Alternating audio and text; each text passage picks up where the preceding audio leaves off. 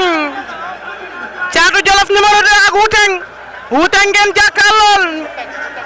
Wuteng la Wuteng Caatu Jolof numéro 2 ak Wuteng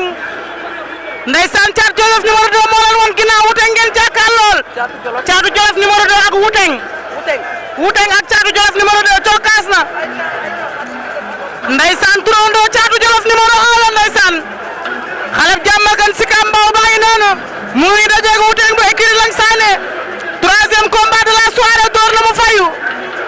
Caatu Jolof numéro 2 ak Wuteng tey Fouta production woo ñu fi Caatu Jolof numéro 2 ak Wuteng jël na tànk bi la ilaha illallah Wuteng a ngi cokkaas ci suuf Caatu Jolof numéro 2 ak Wuteng Caatu Jolof numéro 2 ak Wuteng Caatu Jolof numéro 2 moo ngem lu xonq li Wuteng bu Langsane doo kas na ci suuf moo ngem lu vert li ña nga ca côté saako ya mu ngi koy buux pour mu génn Caatu Jolof numéro 2 ak Wuteng Caatu Jolof numéro 2 ak Wuteng ña ngay bëre ma ngay xeex pour jël tànk bi mu bañ la ilaha illallah Caatu Jolof numéro 2 ak Wuteng Caatu Jolof numéro 2 ak Wuteng Wuteng moo ngem lu vert li Caatu Jolof numéro 2 moom ngeen jàkkaarloo maanaam seen càmmoñ la ilaha illallah arène nationale yëngu na ñaari xale yaa ngi ci côté saako ya Caatu Jolof numéro 2 ak Wuteng Caatu Jolof numéro 2 ak Wuteng na ngay door ci suuf ma ngi koy xëcc ñaari xale yaa ngi xeex la ilaha illallah Caatu Jolof numéro 2 ak Wuteng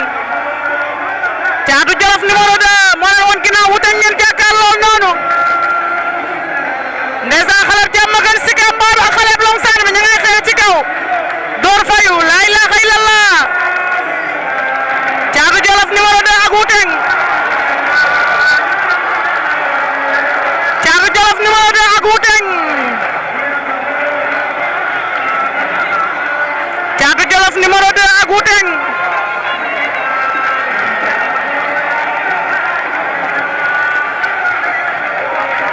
Caatu Jolof numéro 2 ak Wuteng door na ci suuf mu siggi Caatu Jolof numéro 2 ak Wuteng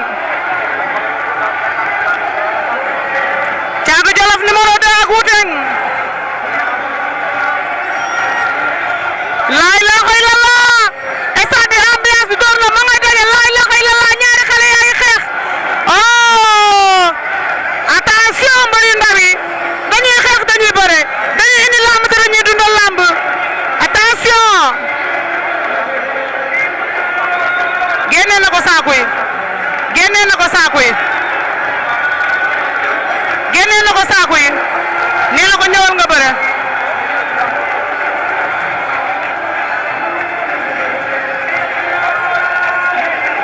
la ilaha illallah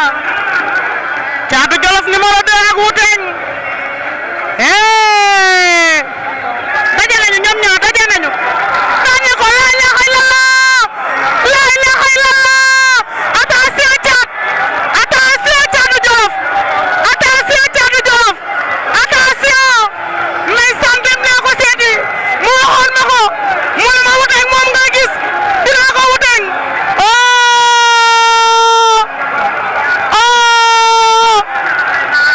la ilaha illallah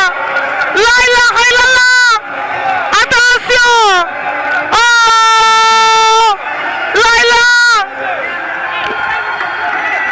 ilaha illallah la ilaha illallah la ilaha illallah ndeysaan xale baa ngi noonu xale baa ngi noonu xale baa ngi noonu ndeysaan xale baa ngi noonu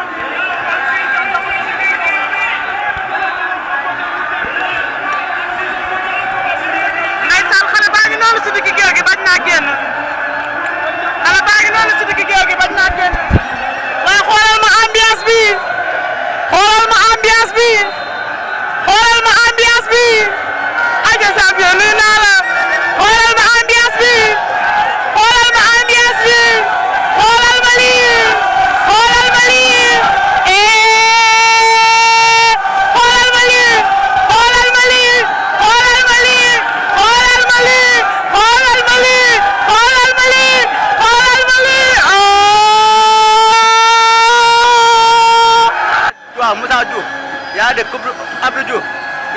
seen fay barki alxuraanu karim yow dañuy jàng day métti loolu yow di ñu gis kenn